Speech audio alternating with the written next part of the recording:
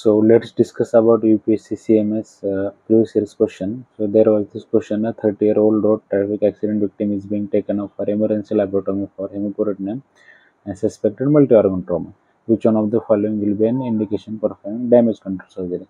हा damage control surgery topic खूपदा INA-CET आणि नीटमध्ये पण विचारला जातो. डॅमेज कंट्रोल सर्जरीसाठी क्रायटेरिया काय आहेत? हायपोथर्मिया पाहिजे, लेस दॅन 34 डिग्री सेंटीग्रेड पाहिजे टेम्परेचर.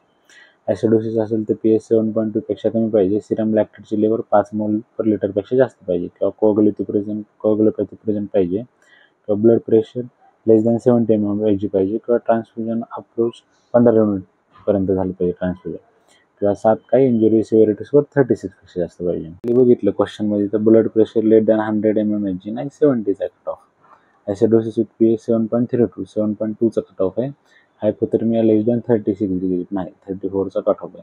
तर ह्याच्यातले हे तिन्ही ऑप्शन नाहीत, फक्त डी बरोबर आहेत. लास्ट आहे डी ऑप्शन कोअग्युलोपॅथी.